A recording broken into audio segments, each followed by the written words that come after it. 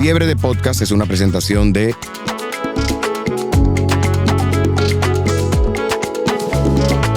Hola amigos de República Dominicana y del mundo, bienvenidos sean todos a otra edición de Fiebre de Podcast. Hoy estoy feliz. Digo, siempre que me siento aquí en esta tribuna me siento muy feliz porque me dan la oportunidad a todos ustedes de entrar a sus casas, a sus automóviles, a la computadora, a sus celulares, y eso para mí es un gran privilegio. Pero siempre ustedes han oído el dicho de que los sueños se cumplen.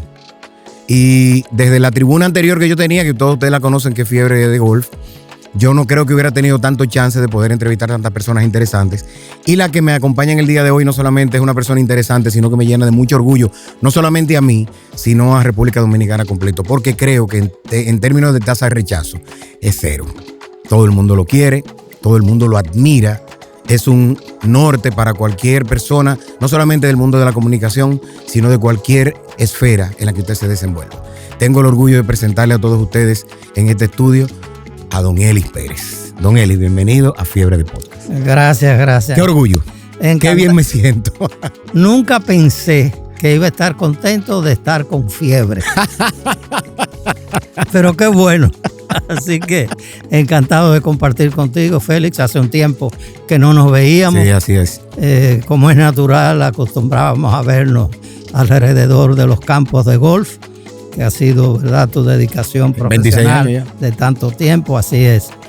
Y a mí nunca se me olvidan los torneos con la PGA. Ajá. Que nosotros desarrollamos por primera vez en el país. En Capcana. Claro. Fueron espectaculares y bueno, tú estuviste bien de cerca cubriendo todo eso. Sí, yo tuve el privilegio de ahí me pasaron a mí muchas primeras veces que uno nunca las olvida, como fue la primera vez que hice un evento de una estatura como esa de starter. Eso fue para mí de la última ronda, eso es muy difícil. El starter es el que llama a los jugadores que van saliendo por turnos. Sí. Y eso a mí me llenó de un orgullo increíble cuando Ricardo me dijo, mira, tú vas a ser el starter del domingo. Yo no me lo podía creer, porque es una posición que generalmente la desarrolla alguien muy cercano al PGA Tour o algo, sí. Pero me dio mucha satisfacción. Además tuve la gran oportunidad de entrevistar a tanta gente. ¿Usted estuvo ahí? Sí. Eso fue increíble, eso fue una gran experiencia. Así Don Elis, este podcast se trata de un conversatorio, no una entrevista. Claro, yo le voy a hacer preguntas que van a ser sus guías sencillamente. Y siempre arrancamos por el origen. ¿Dónde nació usted? ¿De qué familia viene? ¿Cuántos hermanos eran o son? Bueno, mi padre era de Moca, pero luego se trasladó a Santiago. Y yo nací en Santiago, en la calle 16 de agosto, un poquito más abajo de la General Valerio, que era la avenida que llevaba al Puente Viejo de Santiago. Mi madre murió cuando yo tenía 7 años. ¡Wow! Murió joven, ella tenía precisamente como 27 años cuando murió. Y yo fui a vivir con una tía, hermana de mamá, a Bellavista, en Santiago. Y mi tía era muy amiga de la familia Pichardo de Santiago, muy reconocido allá. Lo Pitón. De Julio Pitón. Julio Pichardo. Bueno, sí, lógico. Y Foforito Pichardo, que fue un gran personaje de la época. Bueno, pues las hermanas mayores de Foforito me tomaron como en adopción informal y viví con ellos 2 años, de los 7 a los 9. A los 9, mi tío Fenelón, hermano de papá, papá después que mamá murió vino a la capital, se casó, hizo nueva familia y le pidió a mi tío Fenelón que me recogiera de donde la familia Pichardo, porque él me iba a mandar a buscar en cualquier momento. Oye, mi tío fue, me recogió y yo viví 1 año con él, Fenelón Pérez.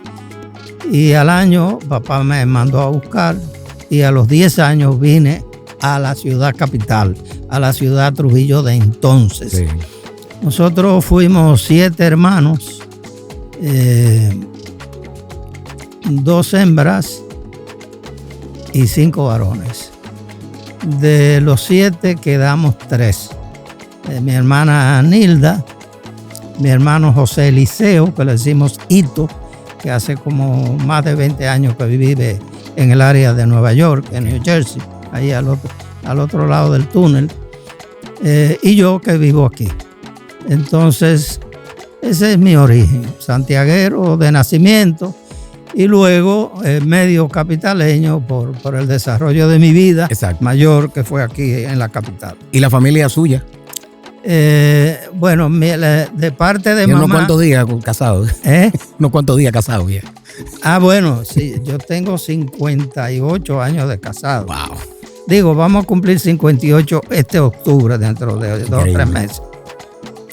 He tenido una buena mujer, Francia Hernández de Pérez. He sido muy afortunado en ese sentido. Tengo 3 hijos y 4 nietos. Muy feliz con todo, gracias a Dios. ¿Cómo fue su niñez? ¿En qué se desenvolvió cuando vino a la capital? Me interesa ese capítulo porque para los que somos de pueblo, venir a la capital es un choque. Bueno, cuando yo estuve con las Pichardo de los 7 a los 9, por la incidencia de la enfermedad de mi madre, yo nunca fui a la escuela. Y los 2 años que estuve con la familia Pichardo, tampoco fui a la escuela. Oye, eso. Y en la casa, bueno, yo era el muchacho de los mandados. Y aprendí a leer y a escribir en la escuelita que tenía el Cuerpo de Bomberos de Santiago, que estaba cerca del Parque Central ahí de la ciudad.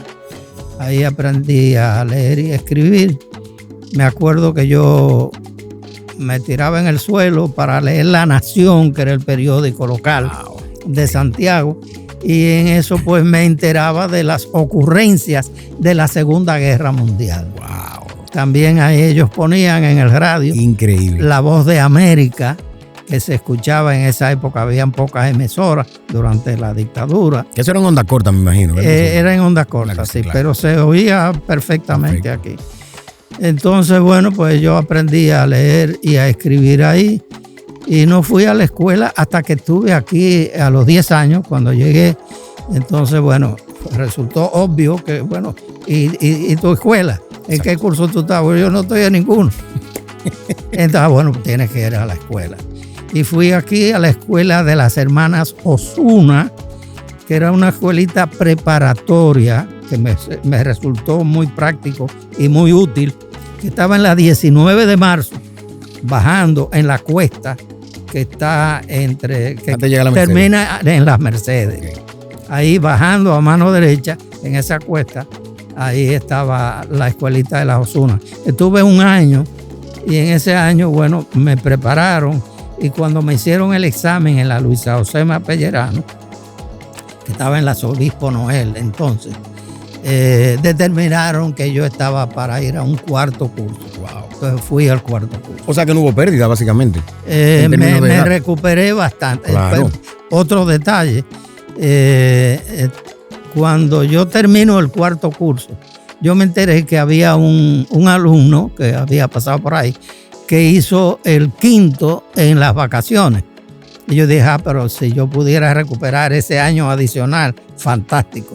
Entonces le pregunté a mi profesora, Felicita Serra de Enríquez, se llamaba. ¿Se acuerdan? Fue mi profesora en el 4º curso, magnífica profesora.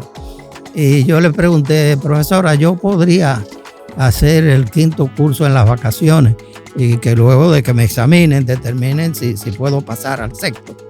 Y ella me dijo, no, la escuela aquí no permite eso. Pero si te interesa eso, yo te sugiero que vayas a la escuela Chile, que yo tengo entendido que ellos sí, pues te examinan, y si tú, bueno, pasas el examen, te pasan el curso. Entonces yo fui a la escuela Chile, que estaba en la Benito González. De hecho, yo vivía en la Benito González, esquina Enriquillo, y ellos estaban en la Benito González, esquina del Monte y Tejada, que bajando tú llegabas al ahí, Cuerpo de Bomberos. Exacto, eso es ahí que San Carlos. Eso es San Carlos. Eso es San Carlos. Recuerdo que la oficina de Pepín Corripio estaban justo allá abajo, Monte y Tejada, claro. Esquina Avenida Mella, claro, frente a los bomberos. Exacto. Entonces, bueno, yo hice el 5º en el verano.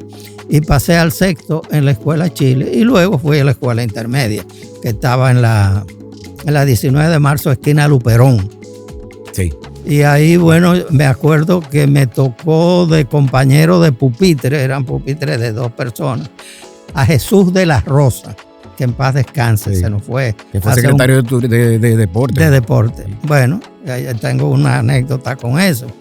Yo fui compañero de pupitre de Jesús y como digo en mi libro, en mi autobiografía, eso fue una gran experiencia porque Jesús tenía un gran sentido del humor y mucho colorido. Así que nunca hubo ahí momentos tranquilos para nada. Y nos hicimos grandes amigos. Qué bien.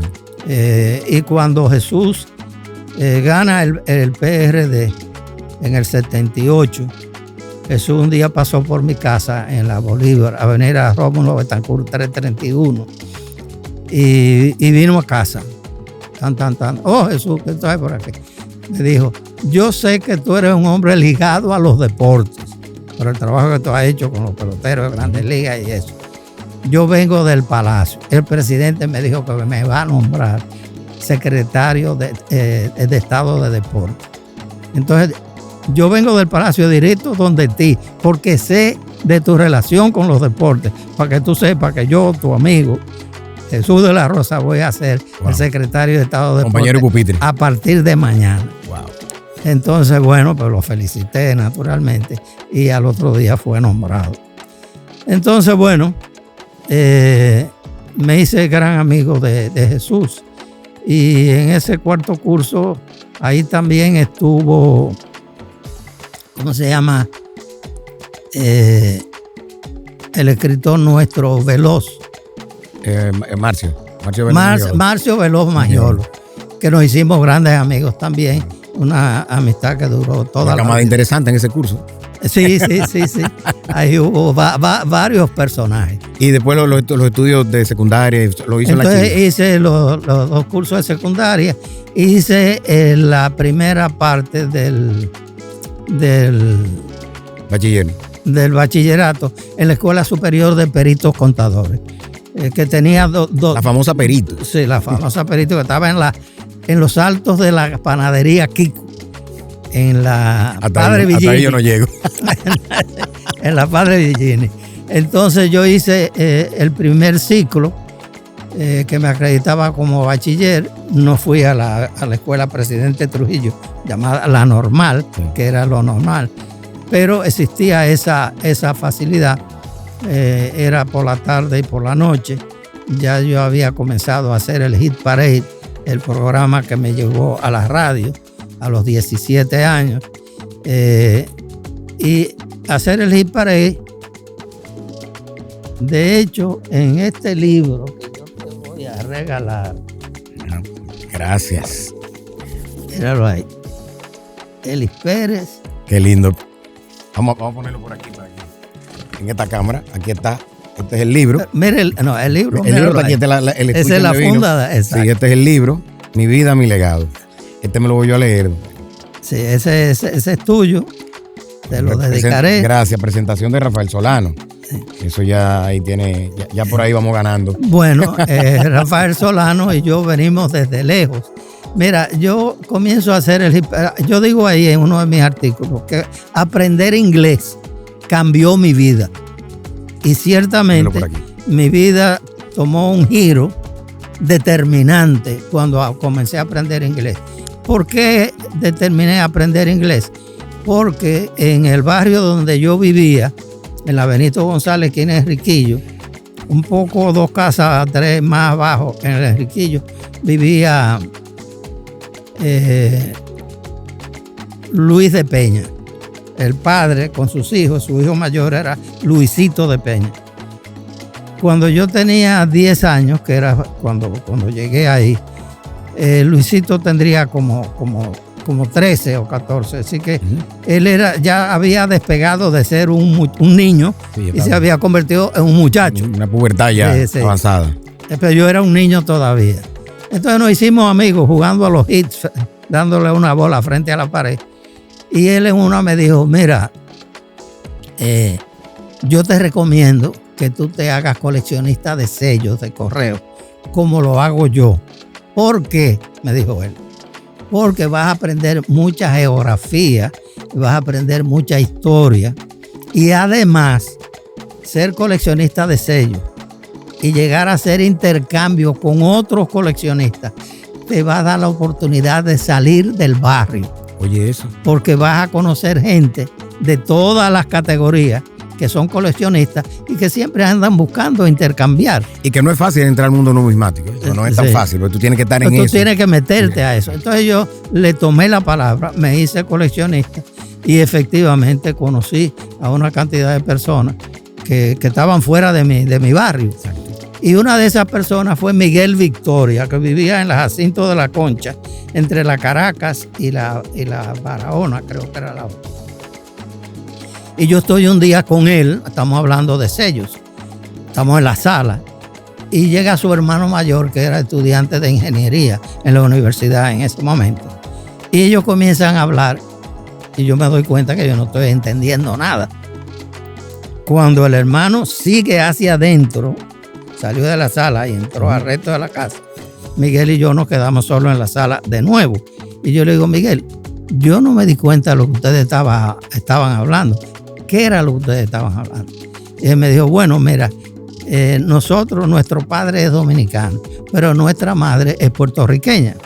Entonces ella ha insistido en que nosotros en la casa hablemos inglés para no perder el idioma. Mira qué bien. Porque ella sabe que en la calle vamos a estar hablando español, como es natural. Entonces en la casa nosotros tenemos el compromiso de hablar siempre en inglés. Entonces me dijo la frase que cambiaría mi vida. Me dijo, mira, si tú aprendes inglés, tú y yo podemos hablar en cualquier lado y casi nadie nos va a entender, porque aquí casi nadie habla inglés. Exacto. Wow. Y al decirme eso, yo tomé ahí mismo la decisión. Yo lo voy a aprender. Y salí de ahí dispuesto a aprender inglés. Al año, yo le estaba dando clases de inglés a mi barbero, que fue mi primer alumno en la Isabela Católica cerca de Santa Bárbara. Y al año yo comencé a hacer el programa Your Hit Parade, que eran las 7 canciones más populares de la semana en los Estados Unidos. Y decidí hacerlo todo en inglés. La gente por un tiempo pensó que era un americano que hacía el programa, porque yo nunca hablé español en el programa. Ok, wow. Entonces, eso me puso a mí en otro curso de vida. Y todo lo que ha pasado desde entonces tuvo ese origen, el yo haber aprendido a hablar inglés. Y lo digo en ese libro, uno de los capítulos dice, aprender inglés cambió mi vida. Usted sabe que yo, a pesar de mis estudios, no a pesar de los estudios que he hecho, siempre le digo a la gente que cuando me preguntan, el inglés fue que me puso a mí donde yo estoy. Porque yo tuve, ahí en ese sentido, gracias, por lo menos ahí ya voy ganando, ya tengo algo en coincidencia con Don Ellis. El inglés fue que me puso a mí, en donde yo, en términos del trabajo periodístico que yo hago, y tengo 17 años acreditado en mi PGA Tour. Exacto, y para lidiar con todos esos golfistas, no, la mayoría son extranjeros. Cuando voy a las entrevistas, a las ruedas de prensa, siempre pregunto algo, sí. Siempre me he motivado por eso. Así que tenemos eso en común. Usted mencionó los 7 del Hit Parade, ¿verdad? Las 7 canciones más populares de la semana. Okay. Y 1 o 2 canciones invitadas de las que iban subiendo. Okay. ¿Cómo llegó eso? ¿Cómo llegó al mundo de la comunicación, de la radio? Bueno, ya te dije, yo determiné aprender inglés. Entonces vi en una revista de selecciones del Reader's Digest, que yo compraba por todo el contenido que traía, que un joven norteamericano, que en esa época los norteamericanos, y todavía no tanto tampoco, pero en esa época casi ningún americano hablaba un segundo idioma, porque donde quiera que van todo el mundo le habla inglés. Pero decía que este joven norteamericano decidió aprender idiomas. Entonces él adoptó la fórmula de todos los días aprenderse 20 o 30 nuevas palabras, añadir a su vocabulario.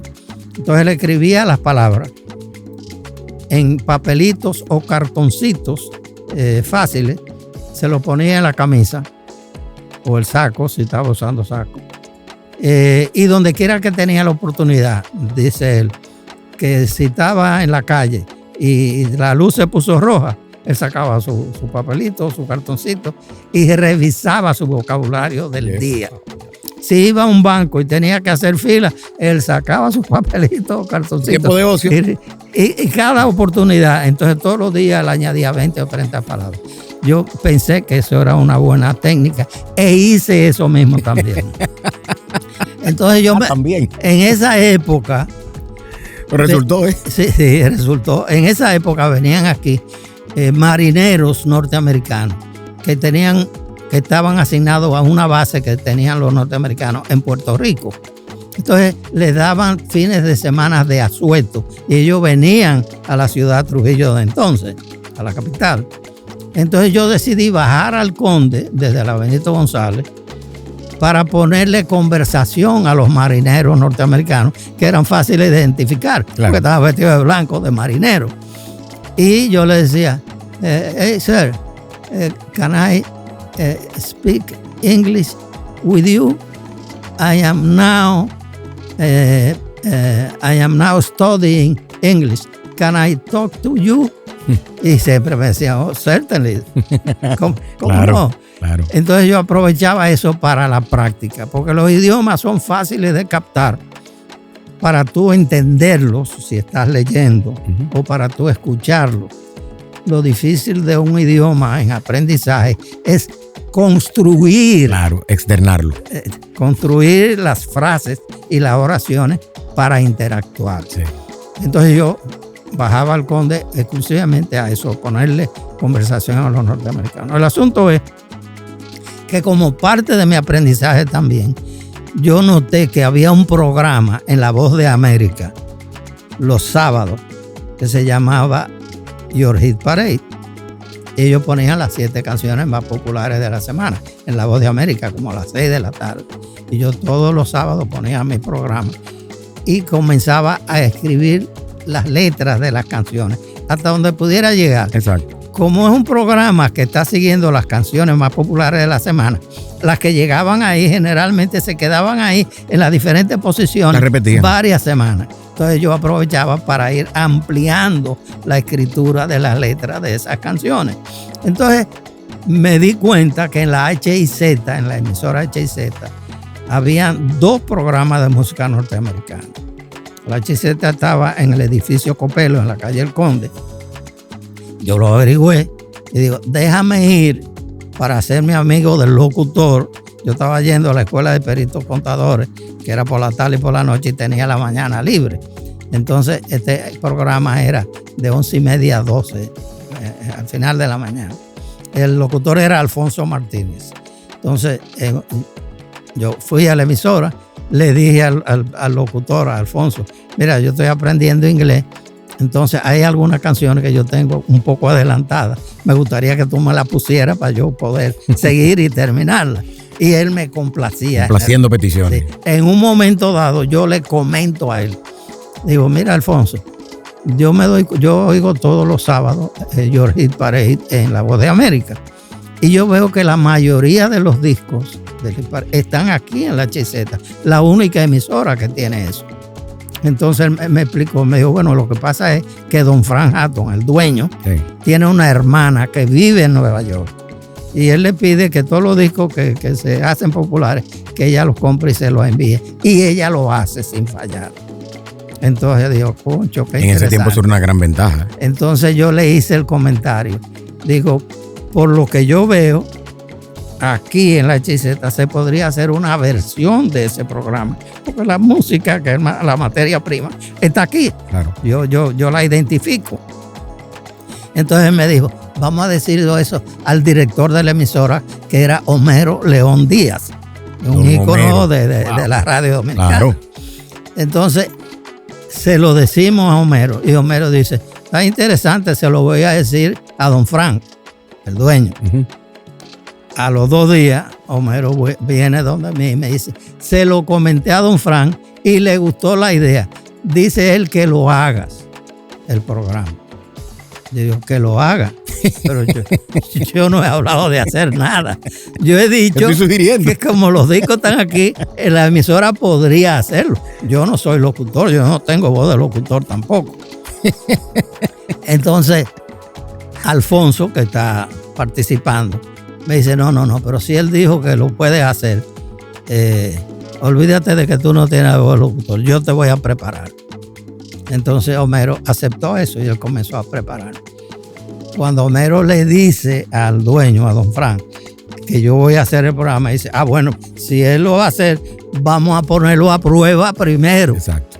Entonces me dice Alfonso, mira, tú haces aquí esta palanquita, abre el sonido, le da tal y tal. Y ellos se van al estudio, dan la vuelta, que se conectaba con un doble vidrio. Como este. Yo imagino los nervios suyos. Bueno, imagínate tú. Usted no es locutor. No, para nada. Y lo sienta en una consola. Espérate, que tú te vas a dar cuenta ahora mismo. Y yo hago así, pan, y pongo mi disco. Viene Alfonso corriendo de allá para acá. Se fueron 3. Se fue don Frank, el dueño. Don Homero León, que era el director. Y Poteleche, que era el mandadero de allá, que hacía todos los mandados y las cosas. Se fueron ellos 3. Cuando viene Alfonso corriendo de allá para acá, me dice, mira, vete corriendo. Porque don Frank, cuando te oyó, lo primero que hizo fue decir, sáquenme ese muchachito de ahí, que con esa vocecita me va a dañar la emisora. Anda pa'l carajo. Entonces, pero fíjate la diferencia. Entonces me dice, pero él es bocón, pero él tiene un gran corazón. Lo que tú no puedes permitir es que esto te lo diga él, porque ahí se acaba todo. Vete huyendo, pero vuelve mañana, que yo te voy a seguir practicando. Oye, o sea que usted le debe eso. Y yo me fui a 1000 de ahí antes de que yo regresara. Sí. Efectivamente. Y yo pensé, concho, debía yo volver. Y si me topo con don Frank en la puerta, me va a sacar por los cabellos. Pero volví al otro día. Esa fue la diferencia. Volví al otro día. Eso fue como un miércoles. Practiqué jueves, viernes. Y el domingo salí al aire con el director, con Homero. Determinamos que lo hiciera el domingo a la 1 de la tarde. Y el programa fue un palo desde el primer día. Adiós la vocecita, había que manejarse con ella porque el programa fue un palo el primer día.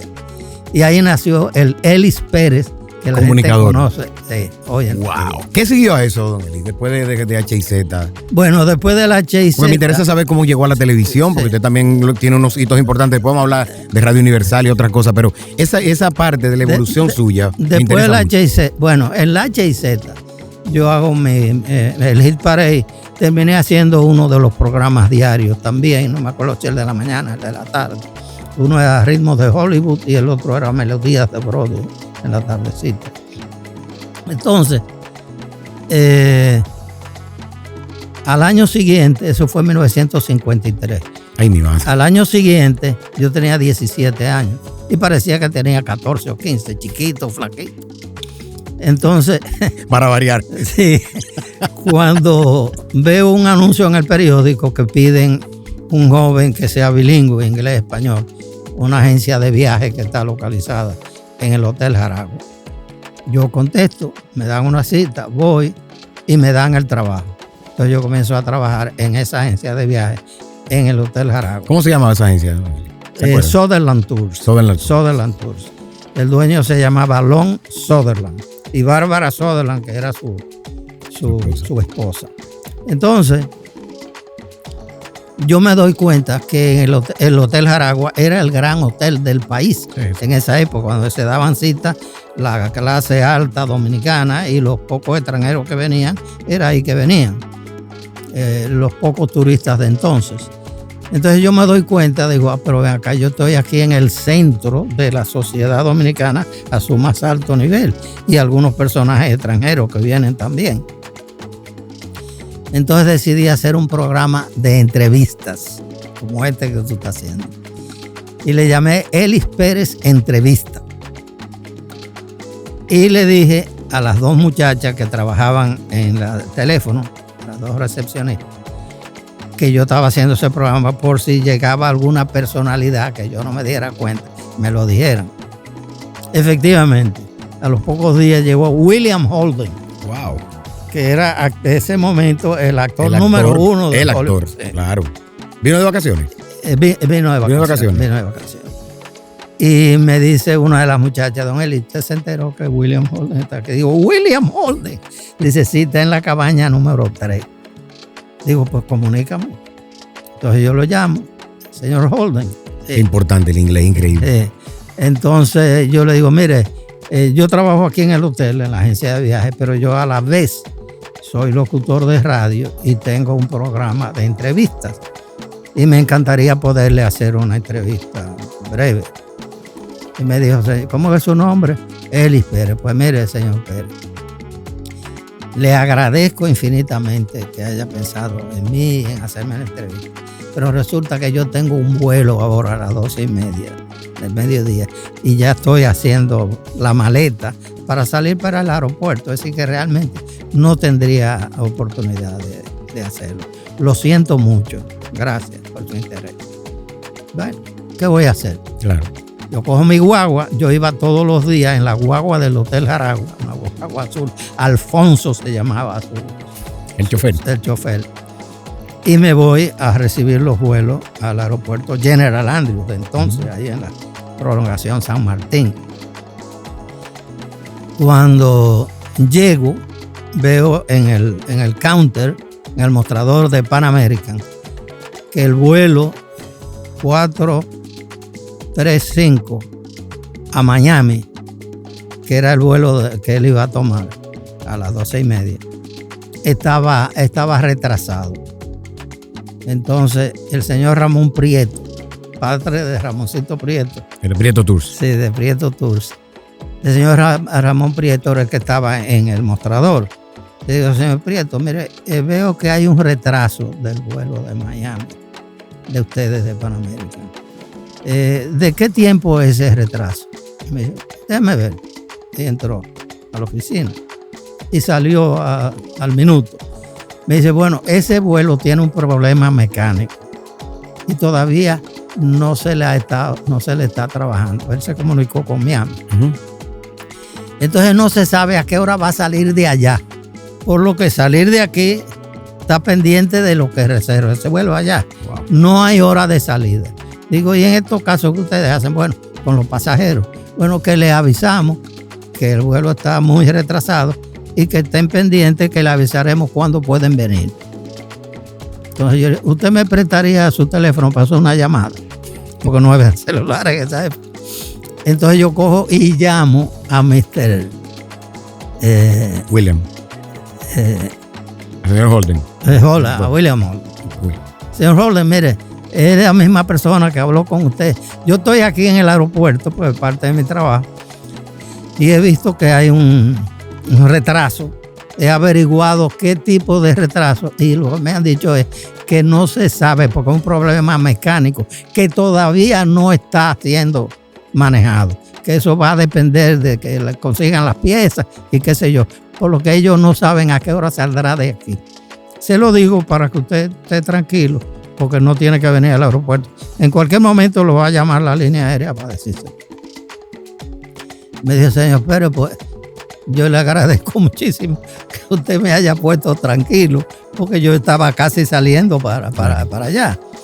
Dice, a propósito de lo que usted me planteó originalmente, hacerme la entrevista, ahora hay tiempo de hacerla. Mire, él mismo le dijo. Él mismo me dijo. Yo dije, bueno, pues nos vemos en un ratico allá. Voy para allá. Y efectivamente le hice su entrevista para Elis Pérez entrevista. Eso existe. Ahí, eso eran 2 pulgadas que se grababa antes, ¿verdad que sí? O en carrete. Eso se grabó, bueno, sí, era en carrete. Yo lo tenía, pero cuando vino la revolución, yo tenía ya mi propia emisora, Radio Universal, y fui invadido primero por la Fuerza Aérea en el transmisor. Después la Fuerza Aérea me devolvió mi transmisor, pero los americanos cuando vinieron en la invasión, el 28 de abril, me tomaron el estudio en el Hotel Jaragua y ahí no me lo devolvieron. Sí, pues hay que decirle a la gente que Radio Universal comenzó en el Hotel Jaragua. Cuando finalmente me lo devolvieron al final del año, después que hubo el acuerdo final y todo, no quedó nada de nada. Wow. Se perdió todo, los documentos, los discos, todo. Ellos lo tiraron todo a la basura. Entonces se perdieron muchas cosas. Por ejemplo, yo había conseguido que Cantinflas, el comediante mexicano, vino en esa época aquí. Y una de las azafatas que vino en el vuelo con él, se hicieron amigos y ella dio un cóctel en su apartamento para sus amigos cercanos, con él como la gran figura. Claro, claro. Y mi hermano Modesto Pérez, entonces, que era fotógrafo, me dijo, mira, me invitó, él era azafato también, dominicano, sobrecargo.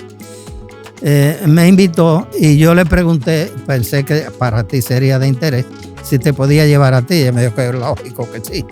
Entonces yo fui preparado y le dije a ella, mira, para que tú se lo pidas en nombre mío. Y ella lo hizo. Y él dijo, pero cómo nos faltaba más. ¿En serio? Y me hizo una cantinflada. Sí, me imagino. Sobre la emisora. Y yo la usé hasta que llegó la revolución y eso se perdió también. Ay, qué pena. Cosas de la vida. Y de ahí entonces ya usted siguió y puso su programa. Estando yo con la agencia de viajes, vino la gente que abrió el Hotel Embajador, que estaba en construcción en el 55. Uh-huh. Entonces, el que vino, que iba a ser encargado de música y espectáculo del Embajador, el Jaragua, que era del gobierno también, y el Hotel Paz, el Hispaniola, que se abrió junto con el Embajador en diciembre del 55, le dice, yo necesito un asistente que sea bilingüe, porque yo no hablo español, y que conozca el mundo del entretenimiento local, porque con eso es que vamos. Entonces, el de la agencia de viajes le dice, pero yo tengo esa persona. Él es locutor de radio activo y trabaja conmigo. Dice, no, pero yo no te voy a quitar alguien que está contigo, sirviéndote a ti. Y él le dijo, no, eso no es problema, porque yo lo que necesito es simplemente que sea bilingüe, una persona. Tú necesitas que sea bilingüe y que conozca ese mundo, ya eso es más estrecho. Así que yo te lo cedo sin pensar en ningún daño para mi empresa. Ni nada de eso, claro. Entonces él lo aceptó así. Entonces yo pasé a ser asistente de ese. Ese, a los 2 o 3 meses, él venía de Nueva York a chequear las cosas y yo le daba seguimiento a todo lo que él me decía.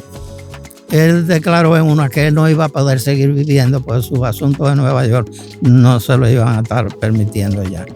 Entonces me dijo, yo estoy recomendando que te nombren a ti director, porque ya tú conoces cómo hemos estado trabajando. No hay que buscar la una logística persona y todo eso del exterior.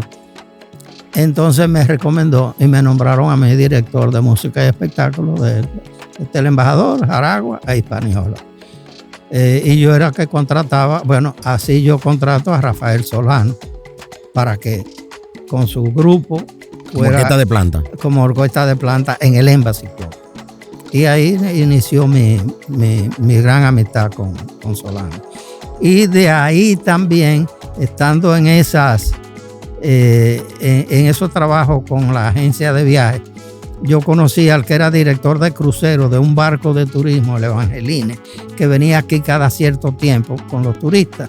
Entonces nosotros, a través de la agencia, le organizábamos un almuerzo típico dominicano en el Hotel Jaragua, en el área de la piscina, con música típica dominicana, un par de bailarines de merengue y un almuerzo con acento en comida dominicana y un burriquito con un sombrero. Los americanos se encaramaban en él para que le tomaran una foto. Entonces ese director de crucero con quien yo interactuaba, un día me propuso que yo fuera con él como su asistente al barco. Nos pusimos de acuerdo y en el verano del 59 yo me fui como asistente del cruz director del barco Evangeline.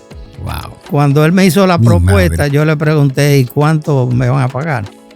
Cuando él me dijo, yo le dije, pero yo gano eso aquí y algo más. Y aquí yo soy un principito con mi programa de Riparé y la cosa, entre la juventud.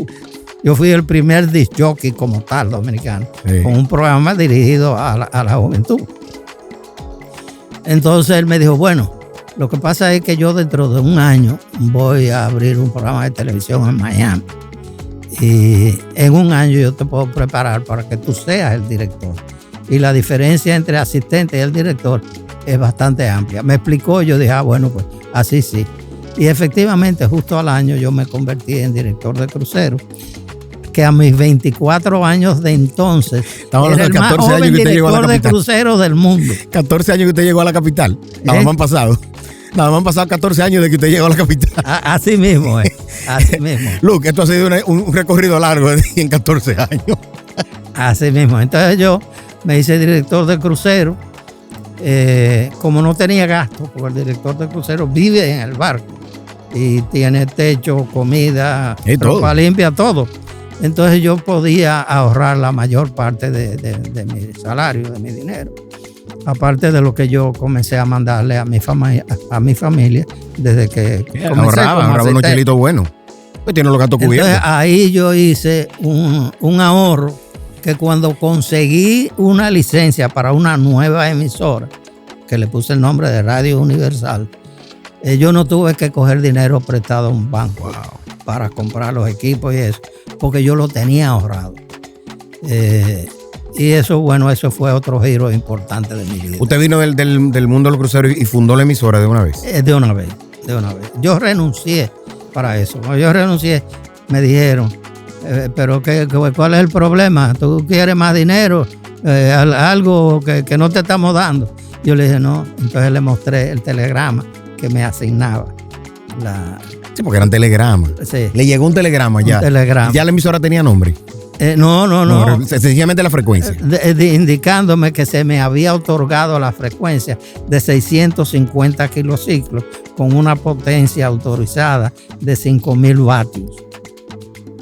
Y que yo tenía 6 meses para ponerla en el aire. De lo contrario, perdía el privilegio otorgado. Wow. Entonces yo puse mi renuncia y vine para acá a poner la emisora. Entonces se me ocurre, yo digo, pero ven acá, con la experiencia que yo tengo con los barcos, andando por todo el Caribe, parte de Sudamérica, yo debo poder hacer algunas cosas ligeramente diferentes a lo que hacen la mayoría de las emisoras del país. Y pensando en eso, algo que yo ya conocía de Estados Unidos, hacer las identificaciones musicales grabadas. Eso, yo escribí los textos, Solano me le puso la música, fueron 3 o 4 diferentes. Y pensando en otras cosas, me planteé, digo, bueno, ya hay un grupo de dominicanos en el béisbol de Grandes Ligas, que aunque es pequeño, tiene varios componentes. Ahí está Felipe Rojas Salou, y los hermanos Osvaldo Virgil, ahí está Manuel Mota, ahí está Julián Javier, el Mulo Jiménez con Kansas City. Ya hay un núcleo de algunos de ellos dando muestras de estrellato. Entonces le dije a Billy Berroa, que había sido mi colega, mi compañero en la HIZ, él tenía su programa de comentarios deportivos ahí. Digo, Billy, ¿qué te parece si nosotros pudiéramos transmitir todos los días un juego con la seguridad de que alguno de esos dominicanos va a estar participando? ¿Qué te parece? Me dice, eso sería un palo. Entonces él añadió la frase que consolidó la idea. Me dijo, ¿tú te imaginas a Marichal cada cuarto día? Yo le di un manotazo en la pierna y le dije, vamos a hacerlo. Él se sonríe y me dice, vamos a hacerlo. ¿Y cómo?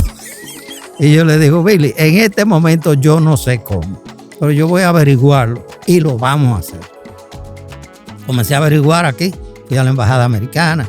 Miren, no tenemos idea. Fui a la All America Cables, que estaba en el Arzobispo Meriño al principio, allá cerca de la Mella. No tenían idea. Que después se cambió. Fui a la RCA en el Conde. Y Mr. McGrath, que era el gerente, un americano, le planteé la idea, él se interesó, me dijo, Poncho, sería interesante eso. Me dijo, déjame chequear con mi gente de Nueva York. Y como el 3er o 4 día me llamó y me dijo, mira, hablé con ellos, pero ellos no tienen idea tampoco. Entonces yo me dije a mí mismo, si yo voy a Nueva York, yo debo poder averiguar. me fui al otro día. Wow.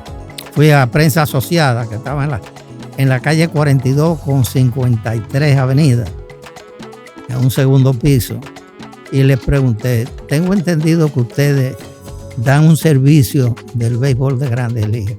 Me dijeron sí, nosotros damos un servicio a clientes corporativos, a emisoras de radio y de televisión. ¿Y qué ustedes le dan? Nosotros hacemos un compendio de cada juego, cada 3 innings, lo que pasó, y le damos ese resultado, cada 3 innings. Digo, pero ustedes no ponen los detalles, bola, strike, si fue esto. Me dice, no, esos detalles no lo damos. Bueno, no me sirve. Entonces me fui a la RCA de Nueva York. Ellos habían dicho que no, pero fui y pedí hablar con el ingeniero que manejaba esas cosas. Fue muy gentil y yo le dije mi intención. Digo, yo quisiera transmitir juegos, seleccionarlos para que sean los peloteros dominicanos que participen. Y él me dijo, aquí hay una compañía que daba ese tipo de servicio para recrear los juegos. Me dice la Western Union. Digo, la Western Union. A mí me sorprendió, pues yo conocía el nombre de Western Union. Valores. Envío de valores. Claro, valores. Cosas. Entonces. ¿Qué fue como nacieron? Yo digo, ¿y dónde está Western Union? Él no tuvo que pensarlo. Me dijo, 66 Broad Street. Digo, ¿y cómo yo llego ahí? ¿Cuál es la fórmula más fácil? Me dice, bueno, usted puede ir en el tren o un taxi. Yo digo, bueno, el tren yo no me sé manejar todavía. Me voy en un taxi. Efectivamente, 66 Broad Street. Yes, sir. Guap, nos fuimos por allá. Y hablo con el ingeniero que estaba ahí. Fue muy gentil también. Y él me dijo, sí, nosotros damos el servicio todavía. No tan a menudo como antes, pero todavía. Si alguien está interesado, lo ofrecemos. Lo encontró. Yo dije, concho, qué bien. Digo, bueno, pues ya esto es, vamos a entrar en detalle. Entonces yo le digo un momento, ¿cómo ustedes lo hacen? Y dice, bueno, nosotros mandamos un narrador que va al estadio y en vez de narrar el juego oralmente, él lo va escribiendo todo. Y por telex, por teletipo, se envía a la oficina de la ciudad. Nosotros tenemos oficinas en todas las grandes ciudades. Se manda a la oficina de ahí y de ahí se distribuye a donde el cliente lo quiera, esa información. Yo le digo, bueno, pues eso es lo que yo necesito. Nosotros estamos en Santo Domingo, en República Dominicana. Me dice, ¿en República Dominicana? No, pues yo no le puedo dar el servicio. ¿Y por qué? Dice, porque la licencia nuestra es doméstica. Sí. Nosotros no tenemos licencia internacional. Yo ese servicio lo pongo donde usted me diga aquí en Estados Unidos. Fuera, no. Digo, pero se me prendió el bombillo de una vez. Digo, pero yo vengo de RCA, que fue que me dio la referencia suya. Y ellos tienen una oficina allá en la calle principal nuestra, en la calle El Conde. El Conde, claro. ¿Usted me permite llamarlo? ¿Me permite su teléfono? Sí, cómo no. Y llamé al ingeniero de RCA. Digo, mire, tengo esta situación. Si ellos le entregan a ustedes aquí en Nueva York, ustedes nos la pueden enviar a nosotros allá, a la oficina de ustedes, en la calle El Conde. Me dice, lógico que sí, ponemos un transmisor de onda corta, con capacidad adecuada, y allá la captan y le envían a ustedes por el mismo teletipo. Le digo, bueno, pues ya lo tenemos resuelto. Usted le entrega aquí en Nueva York a RCA y RCA nos entrega a nosotros. Entonces me dijo, bueno, entonces ahora viene la otra parte.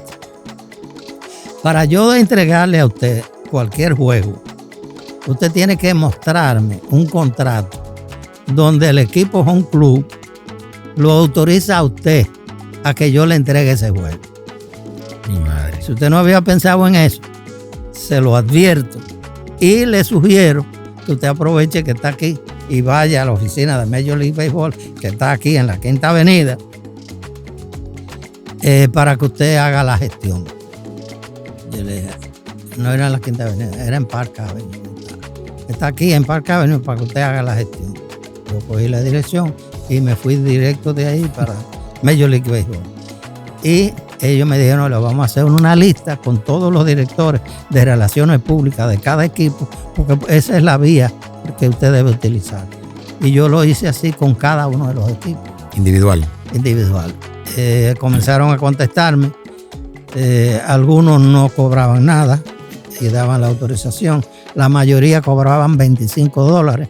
Me acuerdo que los Phillies de Filadelfia cobraban $50 y había un equipo que cobraba $100. Te doy la adivinanza. Los Yankees de Nueva York.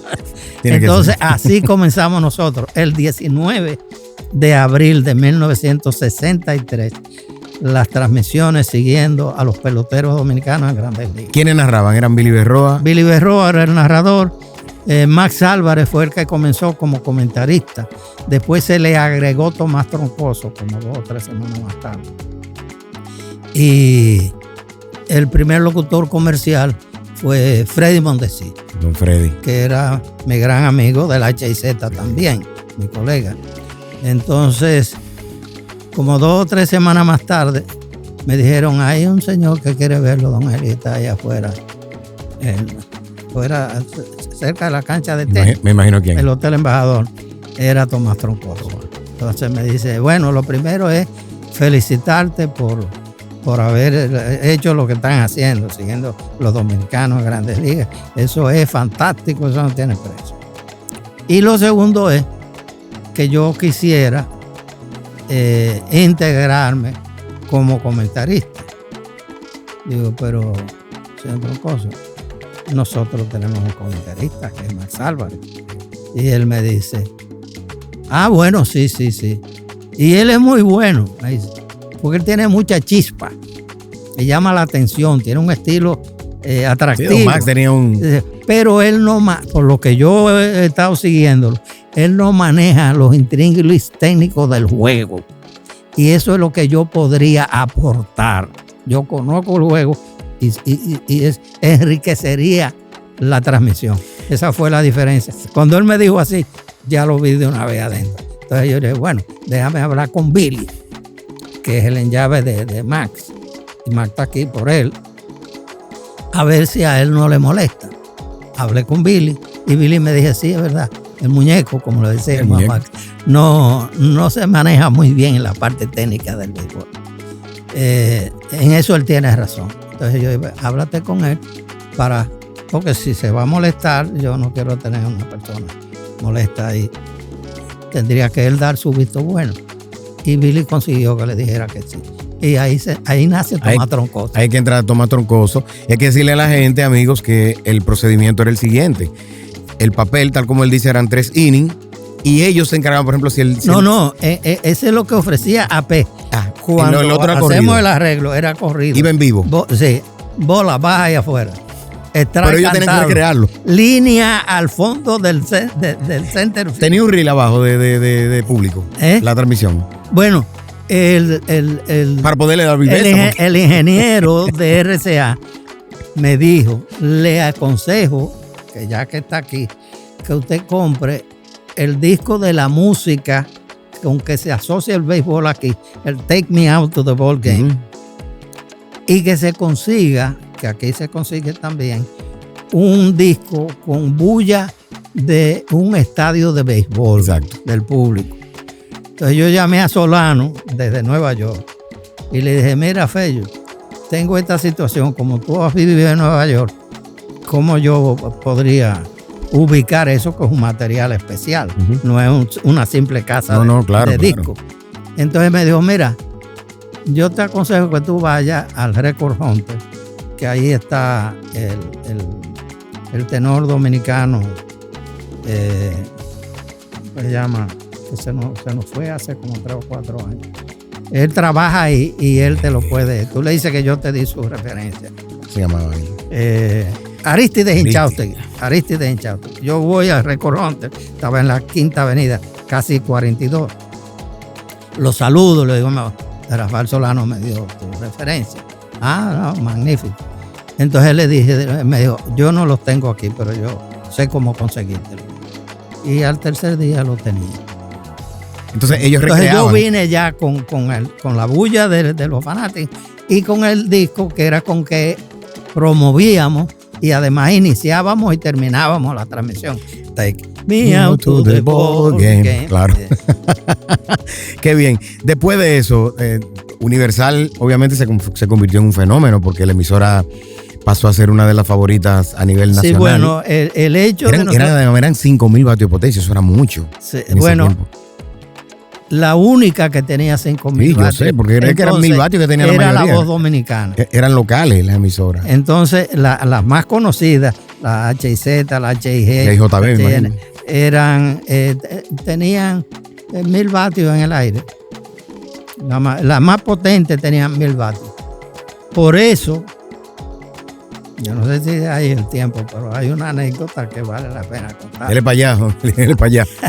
Por eso, a mí después que la emisora está en el aire, unos pocos meses, yo recibo una convocatoria de los principales dueños de las emisoras de la capital, que me convocan a una reunión en La Voz del Trópico, que estaba en San Carlos, cuyo dueño era don Joaquín Custals. Ellos van a tener esa reunión y querían tenerme con ellos para la ocasión. No me dijeron el tema, pero bueno, me convocan, yo voy. Cuando estamos en la mesa están todos los dueños, con Fran Hatton, Pupo Cordero, de la Ye, Joaquín Custal, de la Misión y los demás. Y ahí me plantean que yo debía estar en conocimiento de la ley. Y la ley dice que no pueden haber dueños de medios de comunicación electrónica extranjeros. Y que ellos, bueno, me planteaban eso. Digo, ¿y en razón de qué usted me lo plantean? La emisora es mía. Sí, pero que me prendió el bombillo de una vez. Digo, pero ellos están viendo a Lelis Pérez, locutorcito de la música americana. En inglés. ¿De dónde va a sacar para poner la emisora más potente del país con el equipo mejor? Yo le pregunté a mi ingeniero, porque yo tenía el dinero. Claro. Le dije a Héctor Cambero, Héctor, ¿cuáles son los mejores transmisores? Él me dijo, bueno, aquí los que tienen los mejores transmisores tienen Gates, que son 2 o 3 nada más. Habían consolas también Gates, yo me acuerdo. Gates, yo me acuerdo, porque en Radio Asua, que es de donde yo soy, había una consola Gates. Sí. Yo me acuerdo de eso. Bueno, y los transmisores. Buena mi memoria, entonces me dijo, los que tienen mejores transmisores son Gates. Digo, ¿y hay mejores que Gates? Sí, los Collins. Ese es el Ultra. Digo, ¿y cuál es la diferencia de precio? Digo, bueno, uno te cuesta como $3,000, el otro te cuesta 5. Yo le dije, bueno, yo puedo pagar los 5. Vamos a pedir el Collins. Y pedimos un Collins. Wow. Yo no sé si nadie más trae un Collins después al país, pero yo traje un Collins de 5 convertible a 10,000 vatios. Si fuera. Entonces esta gente estaba asustada porque el locutor... Entonces dijeron, ¿cómo el locutorcito que gringo, ganaba 5 pesos semanales en la HZ, va a aparecerse ahora con un transmisor Collins de 5 kilovatios en el Hotel Jaragua? Imagínate tú, esos son americanos que han conseguido eso. Entonces yo me di cuenta de la situación. Al final yo le dije, bueno, señores, por lo que yo veo, yo le dije, yo tengo una persona que tiene una acción en mi compañía. Que la persona que me hizo la gestión para yo conseguir la licencia, yo insistí en que él fuera socio mío. Y él dijo que no, que él me había hecho el favor por ser mi amigo y ya. Entonces yo insistí, le dije, bueno, vamos a ponerle a nombre de tu mamá. Entonces hay una acción a nombre de doña Leda, viuda Díaz, que era la esposa de Modesto Díaz, que fue de los eliminados por Rafi y su grupo. Entonces le digo, si ustedes consideran que ella es norteamericana, por acaso, entonces podría ser. Porque esa es la única persona que de manera simbólica tiene una participación simbólica, de hecho. Entonces, por lo que yo veo, solo el tiempo pondrá las cosas en su sitio y llegará el momento en que ustedes tendrán que admitir que yo les estoy diciendo la verdad. Porque con el tiempo todo se llega a conocer. Claro. Entonces, démosle tiempo, porque ya yo veo que no lo puedo convencer. Démosle tiempo. Mira. Se fueron con el primer picheo, hablando en buen béisbol. Al año, Félix Olivo, al año, ese grupo me llamó. Ese mismo grupo. Que ellos habían decidido formar la Asociación de Radiodifusores del Distrito Nacional. No, del Distrito Nacional. Porque ya Santiago había hecho una asociación de radiodifusores de Santiago. Que ellos habían decidido hacer la Asociación de Radiodifusores del Distrito Nacional y que habían decidido a unanimidad solicitarme que yo fuera su primer presidente. ¡Wow! Un año después. ¡Qué grande! Es una de las mayores satisfacciones que yo he recibido en mi vida. Pero me imagino. Galletas sin mano le dicen a eso. Yo le dije, solo el tiempo dirá. Bueno, el tiempo fue un año. ¿Cómo llegó a la televisión? Porque después también llegó a la televisión de una forma increíble. O sea, bueno, y fue también de los pioneros de programas en la noche. Yo estoy haciendo mi trabajo con la emisora y mis otras cosas como presentador. Al americano aquel que me dejó como director, cuando él estaba todavía como director, yo le digo en diciembre del 55, digo, mire, se llamaba Donald Bryan. Digo, señor Bryan, ya tenemos fecha para la apertura del Embassy Club, del Hotel Embajador. Como vamos a estar presentando artistas, vamos a necesitar un presentador. Yo no sé si usted cree, yo no tengo experiencia, yo lo que he sido es locutor en una cabina de radio. Pero yo no sé si usted piensa que tal vez yo podría hacer ese trabajo. ¿Qué le parece? Él se sonrió y me dijo, yo no veo por qué no. Digo, wow, fantástico. Dice, sí, adelante. Entonces yo le dije, mire, el presentador que yo conozco y admiro se llama Francisco Grullón Cordero. Él hace el maestro de ceremonia o presentador en el Hotel Jarago. Lo hace muy bien, la gente le encanta porque él tiene un gran sentido del humor. Él es un poco comediante. Yo tengo un sentido del humor, pero no soy comediante. Eso puede incidir. Él me dijo, bueno, si se tiene, ayuda, pero no es un requisito. Así que, dale para adelante. Entonces me dijo, yo le dije, ¿alguna otra observación? Me dijo, bueno, cuando tú estés frente al público, en un salón, no le mires los ojos a nadie. Ve al público como una masa. Porque si te enfocas en alguien que te llame la atención, te puedes sacar de foco de lo que tú vas a decir en tu presentación. Y eso no es bueno. Me dio ese consejo. Y yo, lógicamente, lo utilicé. Entonces me convertí en presentador.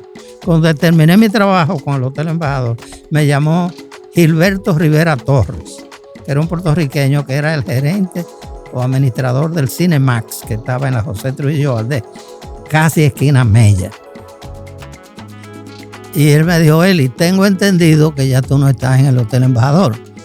Yo he decidido poner una agencia de artistas para atraer artistas extranjeros. Y a mí me gustaría contar contigo para ser el presentador y manejarme eso. Tú podrías venir por aquí y hablar de... Uy, nos pusimos de acuerdo. Entonces ya yo me convertí en un full presentador de artistas. Vino Lucho Gatica, Roberto Llané, Leo Marini.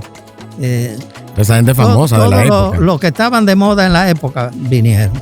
Y yo fui su presentador. Me acuerdo que vino el bárbaro del ritmo. ¿Cómo que se llama? El cubano. Vino Luis Carbonell, que era el acuarelista de la poesía. Pero el bárbaro del ritmo, ahora no me acuerdo por si. Benny Moré.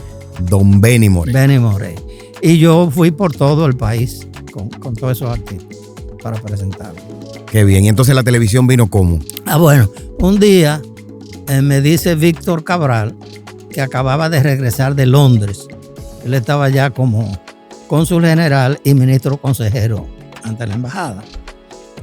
Y Víctor y yo habíamos coincidido en el Hotel Jaragua Él estaba en el desk cuando yo estaba con la agencia de viajes.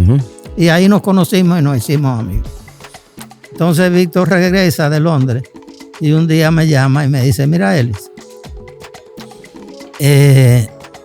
allá en Londres había un programa de televisión que hacía David Frost, que es el patrón del Tonight Show que hace Jack Tarr en Nueva York.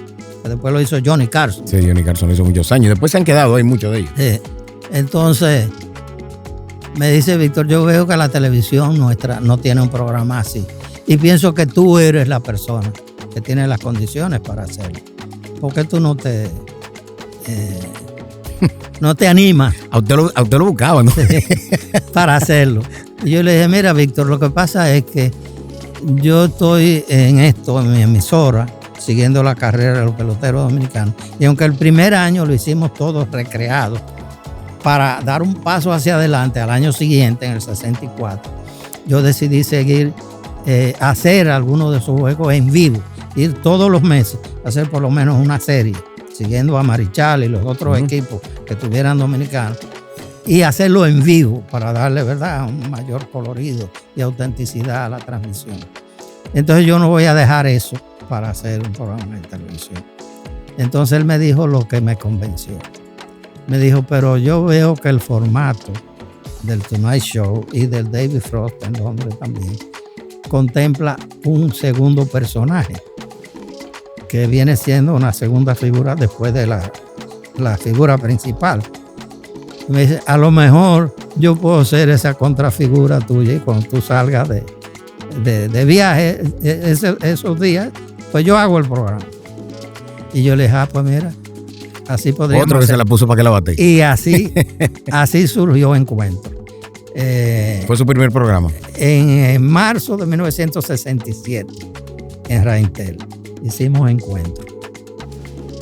Y después te hizo otro programa más. Porque Bueno, eventualmente, en el 73, yo hice una versión aplatanada de un programa también de origen americano que era Los Recién Casados, que claro, fue aquí un palo. Ese lo vi yo en ASO. Bueno, déjame decirte, yo hice el programa 7 años y dejé de hacerlo porque ese mismo Víctor Cabral, siendo secretario de Turismo posteriormente, me pidió que yo fuera a dirigir la oficina dominicana de turismo en Nueva York, que la recibiéramos de la Gulf and Western, ya que habíamos pasado de Dirección General a Secretaría de Estado. Entonces, bueno, yo hablé con mi mujer y decidimos irnos y pasábamos una temporada con la familia. Y así lo hicimos, tuvimos 1 año y medio. Los Recién Casados fue un escándalo. Yo me acuerdo que la gente lo veía todo el mundo. Cuando se me ocurre hacer Los Recién Casados, Francia se entusiasmó también, mi mujer, y ella era mi coproductora. El programa lo hacíamos entre los dos, aunque para el aire yo era el presentador y ella era modelo. Yo le echaba muchísimo piropo cuando modelaba los diferentes vestidos y eso, porque teníamos un cliente que era Eldas Fashion, que era una modista. Entonces, lo que te quería decir que ese programa fue tan popular que cuando yo decido dejar el programa para irme a Nueva York a dirigir la oficina de turismo, no podía estar yendo y viniendo. Claro. Entonces decido dejar el programa. Yo tenía una lista de espera de clientes que querían entrar y no había espacio, de como entre 10 y 12 en lista de espera, que no podían entrar al programa por lo popular que era el programa. Sí, el programa se volvió, yo me acuerdo. Era un toque de queda. Sí, yo me acuerdo. Y de ahí de Los Recién Casados que hicimos, porque usted siguió haciendo cosas. Sí, bueno, después me llamó Milady Cabral para que fuera su compañero en Hoy Mismo. En Hoy Mismo, claro. Que era un ángulo diferente a lo que yo había hecho. Primero las entrevistas con Encuentros.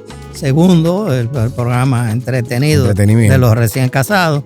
Y ahora ella me llamaba para hacer noticias y opinión en un segmento que no existía todavía en la televisión dominicana, que era la televisión tempranera. Sí, la matutina. De las 7 de la mañana.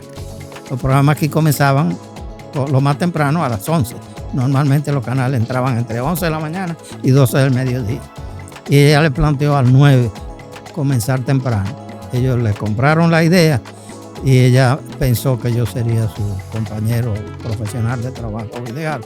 E hicimos una gran pareja. Wow, qué recorrido. Y eso me metió a mí de lleno en un ámbito que yo no había experimentado previamente. Las noticias y el comentario. Y opinión. Y la opinión, que me pareció muy interesante. En el ínterin, en el 65, como estamos en medio de la revolución, me llama Franklin Polanco, que es el dominicano que manejaba las relaciones públicas de la embajada americana y las comunicaciones, y me dice: mira, Eli, ahora con la revuelta, con la revolución, nos llegó un reportero de ABC de Nueva York, la cadena de radio y televisión, y él dice que él no habla español ni conoce el lugar, que necesita un asistente que sea bilingüe y que conozca el sitio. Nosotros pensamos que esa persona podría ser tú, si te interesa. ¿Te interesa? Pero bueno, vamos a ver. Dice: pues mira, él está en el Hotel Embajador, en la habitación tal. Nosotros lo vamos a llamar, le vamos a decir que tú te vas a comunicar con él para que él se reúna contigo. Que coordinen eso. Sí. Entonces yo me reúno con él en su habitación y él me dice: quien va a decidir no soy yo, van a decidir los jefes míos en Nueva York. Yo voy a hacer una prueba, se lo vamos a mandar por audio y ellos van a decir si lo contratamos o no. Entonces me dice: bueno, vamos a proceder. Ahí hay papel y un bolígrafo. Vamos a suponer que acaban de asesinar a Fidel Castro en Cuba y usted lo va a reportar.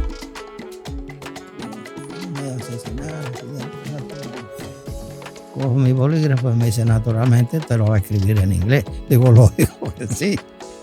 Entonces me dice: y naturalmente también tiene que estar en un espacio que no sobrepase los 40 segundos. Entonces yo le digo: a prueba de fuego esa. Acaban de asesinar a Fidel Castro y no me puedo pasar una noticia con tantas aristas que puede tener como esa, que no me puedo pasar de 40 segundos. Él se sonríe y me dice: si se pasa, para eso hay un supervisor que está atento. Y si el supervisor le da sueño o algo y se le pasa, hay una máquina que lo corta a los 40 segundos. Wow. Entonces yo tuve que escribirlo como 5 o 6 veces para meterlo en los 38 segundos más o menos que fue el mensaje final. Ellos lo aprobaron y yo me convertí en corresponsal de ABC, porque después el americano se fue a los pocos días y yo me quedé ya en funciones. Y yo le serví a ABC por 25 años, del 65 al 90. Pero entonces yo creo que usted quizás fue uno de los primeros corresponsales de una cadena extranjera, porque... Sí, bueno... ¿Qué había antes? No había nada. Cuando yo comencé, Miguel Guerrero era ya corresponsal de prensa asociada. Yeah, si mal no de AP. Que de hecho Miguel luego formó la Asociación de Corresponsales Extranjeros. Él fue el presidente y yo fui su vicepresidente. Ah, mira. Pues yo fui de los primeros en esa época también. Qué bien. Luego de ahí de la comunicación también lo vimos muy metido en el mundo del turismo, don él. Se metió de lleno ahí. Son muchas aristas su carrera, su vida. Bueno, yo tengo dos vías que he transitado con amplitud. La primera es la comunicación, la radio. Uh-huh. Si me preguntan lo que yo soy, bueno, yo voy a decir que soy locutor. Y lo segundo es el turismo. Yo comencé en la radio en el 53, en la HIZ, y comencé el turismo en el 54, al año siguiente, cuando respondí el llamado a un joven que fuera bilingüe, claro, inglés-español, sí, de la agencia de viajes, claro, Sutherland Tours en el Hotel Jaragua. Uno en el 53 y la otra en el 54. Y mi vida mayormente ha girado alrededor de esas dos actividades y aquellas que por razones naturales se le adhieren en el tiempo, sí, y en el espacio. Sí, que van muy de la mano. Antes de entrar, ya estamos en la casi echándose a las palomas de la entrevista, pero quiero preguntarle, porque este programa se trata de eso, y yo sé que usted tiene... Lo escucho siempre, como lo seguía antes de que tener el placer de conocerlo. Ese personaje que se llama Doña Francia, ¿qué significa para usted? Que ya hablamos algo de ella ahorita. Sí. Un colega tuyo, alguien que hace un programa también de entrevistas, que es mi compadre José Saiter, me preguntó hace varios meses, debe haber sido finales del año pasado. Me dijo, compadre, usted ha hecho muchísimas cosas en su vida. Si yo le pidiera cuáles son de esas cosas, las 3 que usted sacaría como las más importantes. Yo le dije, bueno, compadre, yo diría que lo más importante para mí fue mi inicio en la radio, porque eso fue lo que me abrió la puerta grande. Lo segundo fue mi experiencia en los barcos de crucero de turismo, porque eso me mostró un mundo amplio que yo desconocía y al que llegué a manejar. Y la tercera es haber encontrado a Francia Hernández, hoy de Pérez, porque en ella yo encontré la mujer que había idealizado. Y eso es muy difícil de conseguir. Y yo puedo decir a boca llena que lo conseguí y que lo he conseguido. De manera que esos son los 3 umbrales principales de mi vida. Y Francia, lógicamente, pues ha llenado con toda amplitud. Llegó un momento, cuando yo era el director del crucero, yo tenía un rebusito y algunas veces más de uno en cada viaje. Porque yo era soltero. Un rebusito. Soltero, cibaeño y sin compromiso. Exacto. Imagínate tú. Era incorregible. Y un número que guste y el billetero insistiendo, ¿verdad que sí? ¿Qué tú vas a hacer? Entonces yo me acuerdo que en un momento dado yo me dije, la mujer con que yo me caso, entre otros atributos, debe bailar bien, porque a mí me gusta bailar y me gusta una mujer que me acoja bien. Apriete. Sí. Y lo llegué a experimentar en el barco, una que otra. Entonces en Francia yo conseguí todo eso. Ella había, aunque no tuvo mucho tiempo, ella fue parte del grupo de Cassandra Damirón. Yeah. Y yo la conocí la primera vez, cuando ella tenía 14 años. Bailé un merengue con ella en el Hotel Embajador, en la Concha Acústica, cuando existía. Y después cuando yo regresé, eso fue en una que vine en el barco, que viene algo así de pronto. Y cuando ya me vine a montar mi emisora, eventualmente, volví a ver al grupo de Cassandra en el mismo sitio Hotel Embajador. Y era el cumpleaños de Luis Rivera, que era el esposo de Cassandra. Y me enteré que iban a celebrar, después de la presentación en el Embajador, iban a la casa de Cassandra a celebrar el cumpleaños de don Luis. Y yo le dije a Cassandra, tengo entendido que don Luis está de cumple hoy y que ustedes van para allá. A mí me interesaría. Me dijo, oh, pero Eli, no faltaba más. Te esperamos allá. Y ahí entonces ya hice el contacto con Francia. Hasta el día de hoy, 58 años después. 58 años. ¿Tiene don Eli un hobby? Bueno. Actual. Realmente mi hobby está actualizado. Yo soy un gran usuario del internet y su plataforma que hoy llaman X, el Twitter. X. Yo lo sigo, yo lo veo, yo veo los posts y lo veo activo. Sí, yo me mantengo activo. Hace como un mes o algo más, alguien me dio un bochecito como, don Eli, usted se equivocó en tal cosa. Y yo le dije, sí, es verdad, tú tienes razón. Entonces yo mismo me corregí. Yo dije, Eli, a lo mejor tú estás participando más de la cuenta. Y me aguanté y tuve varios días sin entrar. Pero después me dije, pero ven acá, si yo me equivoco un día, es una cosa que es intrascendente. Parte de la vida. Está intrascendente. Yo soy humano también. Claro. Eso no debe impedirme yo mantener, porque hay mucha otra gente que aprecia, porque me lo dicen, que aprecia mi participación. Entonces he vuelto con más brío ahora. Qué bien. Entonces ese tal vez es mi hobby. Qué bien. Finalmente, que con la lectura siempre lo fue. Bueno, me imagino. Porque yo no hice universidad pero estuve consciente siempre, si yo era comunicador, yo tenía que manejar el idioma y los conocimientos básicos que debe tener toda persona. Si es comunicador, pues tienes una responsabilidad de hacerlo. Y me convertí en un lector consuetudinario. Qué bien. Finalmente, siempre al final de cada entrevista de esta le preguntamos a nuestros invitados algún consejo que le quiera dar a las nuevas generaciones, en este caso de comunicadores, no de todo lo que usted ha hecho, pero de comunicadores, algún consejo que usted le quiera dar a esas nuevas generaciones que están ahora, que son muy revolucionarias, que tienen la sangre le hierve y a veces se tuercen. Bueno, tú te vas a dar cuenta, Félix, que en ese libro, cuando lo leas, en mi autobiografía, vamos a mostrarlo de nuevo. Sí, aquí está. Esto está en Amazon, en alguna parte. No, está en Cuesta del Libro. En Cuesta, ok. Está en Cuesta del Libro. Básicamente, tengo uno yo, el libro. Me lo van a autografiar. Sí.